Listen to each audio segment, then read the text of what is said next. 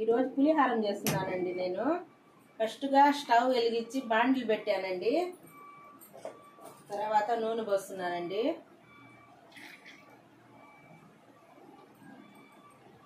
ఏదిగా తర్వాత వచ్చి నూనెలో ఆవాలు, జీలకర్ర, పచ్చెనపప్పు, ఎండుమిర్చి, కరివేపాకు వేస్తున్నానండి.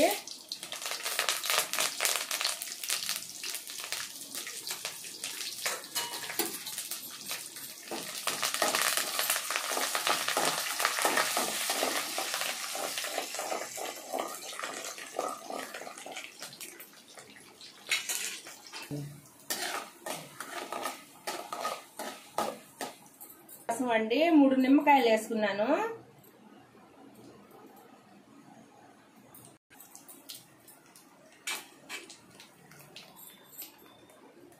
ఇంగువ వేస్తున్నానండి.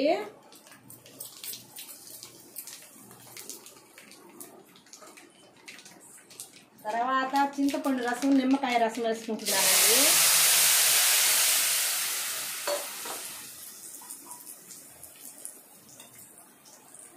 తర్వాత వచ్చి పసుపు పొడి వేసుకుంటున్నానండి. పచ్చగా ఉంటుంది, బాగుంటుందండి. పసుపు పొడి తింటే కూడా మంచిది, కూరలు వేసుకున్నా మంచిది. దానికి సరిపడినంత ఉప్పు వేసుకుంటున్నానండి.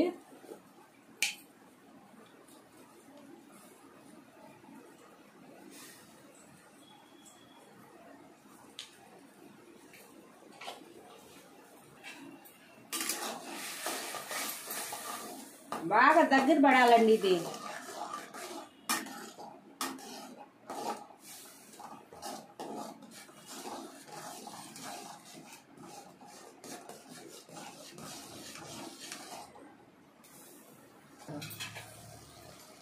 చూడండి ఉడికింది. చూడండి చింతపండు రసం, నిమ్మకాయ రసం ఉడికిందండి.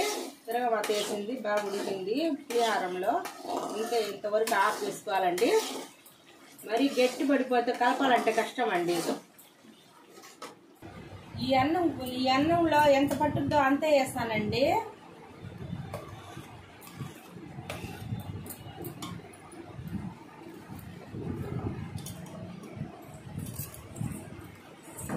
కలుపుతా ఉన్నాను, పులిహారం కలుపుతా ఉన్నాను. మరి పుల్లగా ఉంటే బాగుండదని చూసుకొని కలుపుదామని అండి. తర్వాత వేరుశనగ పప్పు వేస్తున్నాను.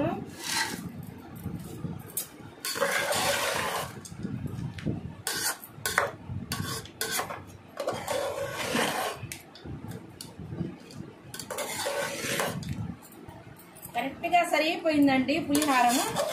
దీంట్లో వడ కానీ బోండా కానీ నంచుకొని తింటే సూపర్గా ఉంటుందండి. మీకు ఇష్టపడితే ఒక లైక్ చేయండి, షేర్ చేయండి, సబ్స్క్రైబ్ చేసుకోండి.